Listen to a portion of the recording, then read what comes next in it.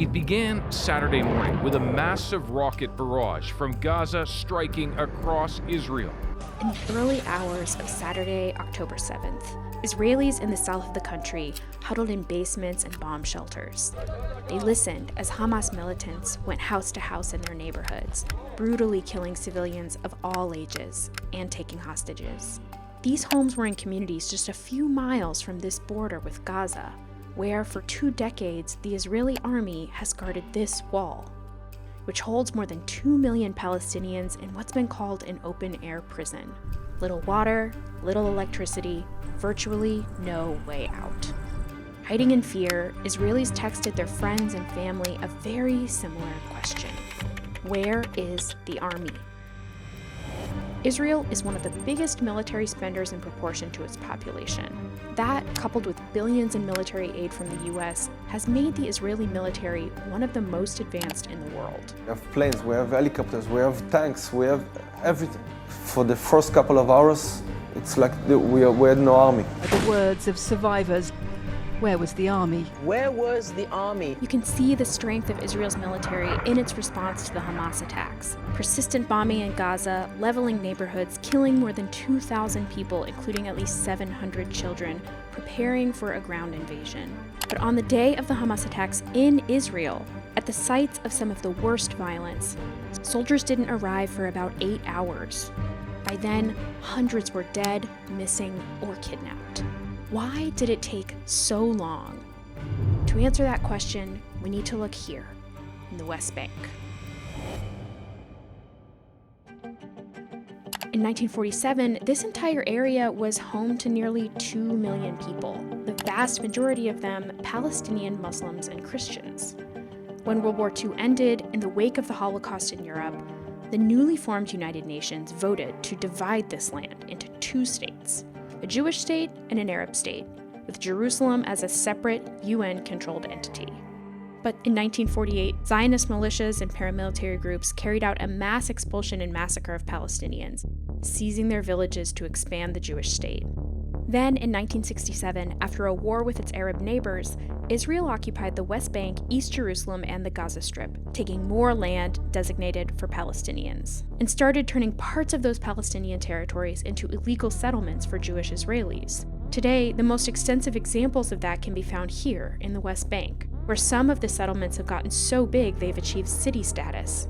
And they're just some of the hundreds of settlements in the occupied West Bank that have been built on land originally intended for a Palestinian state, and where Palestinians still live under Israeli military rule, with far fewer rights than their Israeli neighbors. From the very earliest beginnings of Netanyahu's career in politics, he's been an opponent of the two-state solution, been an essential part of his ideology. And it is just intimately bound up in his idea of what Israel is, that it needs to have control of the West Bank. Israel must retain the overriding security control over the entire area west of the Jordan River. The government has encouraged settlements in the West Bank, like the one advertised here. Home of your dreams, the tranquility of a picturesque setting and crisp mountain air, with all the benefits and amenities that Jerusalem has to offer.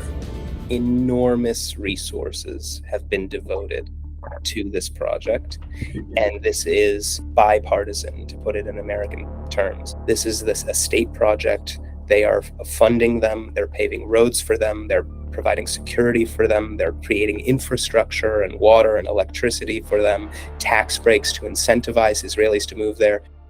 The number of Israeli Jewish settlers in the West Bank began growing before Netanyahu came to power in 1996, and continued even when he was out of office from 2000 to 2009. But if you look at the number of new settlement outposts each year, you can see that there's a noticeable gap right here. Under international pressure, those new outposts were halted.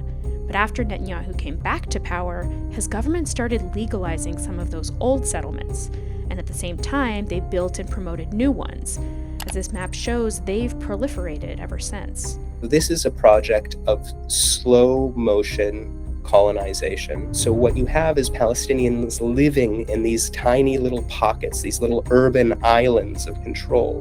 And so when you look at the West Bank, what you see is that more than 60% of it is under full Israeli control and administration, and that's where the more sparsely populated Palestinian communities are that are slowly being forcibly transferred.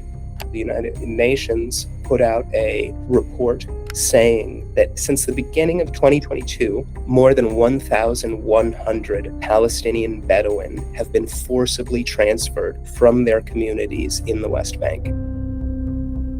In the founding statute of the International Criminal Court, there is a section defining war crimes. The transfer, directly or indirectly, by the occupying power of parts of its own civilian population into the territory it occupies, or the deportation or transfer of all or parts of the population of the occupied territory within or outside this territory. It's part of the reason why the United Nations has called the Israeli settlements unlawful under international law. B'Tselem, a Jerusalem-based nonprofit, has documented numerous instances of violence against Palestinians in the West Bank. Israeli settlers have attacked Palestinian houses with stones, torched cars, vandalized a supermarket, and burned homes. According to other reports, the Israeli military has killed hundreds of Palestinians in a series of violent events this year alone. الجيش بدافع عن المستوطنين. قنابل غاز ورصاص مطاط ورصاص حي. The deal with Israelis is we will live in these dangerous places, and you, the army, will protect us. So an act by the settlement enterprise necessitates the misallocation of military resources. Those were the military resources that were missing when Hamas broke through the border with Gaza. There were empty posts on the border there. Troops weren't getting the proper security notifications. It was clear that the entire system for monitoring what was happening on the Gaza border had broken down. There is a real groundswell among the Israeli population that this was just an immense disaster presided over by Netanyahu and in the West Bank, trying to colonize it and seize Palestinian land, that you devoted resources and attention to those initiatives at the expense of protecting us from Hamas. אדוני ראש הממשלה, תצא החוצה, תלך לתקשורת ותתנצל. He has to go immediately. Immediately. He is a murderer. We're all very, very frustrated that he's still there. A recent poll found that 4 out of 5 Jewish Israelis believe the government and Prime Minister Netanyahu are to blame for the attacks. More than half say he should resign when the war's over. Netanyahu really has been the architect of Israel's long-term strategy towards Gaza. That's happened under his administration. He thought that he could contain Hamas, deter it from doing the worst stuff, periodically fight with them in ways that would not hurt very many Israeli civilians, and encourage division between Hamas and the West Bank to make sure that the Palestinians could not make a more credible case for a peace agreement. That policy has it's an obvious failure at this point.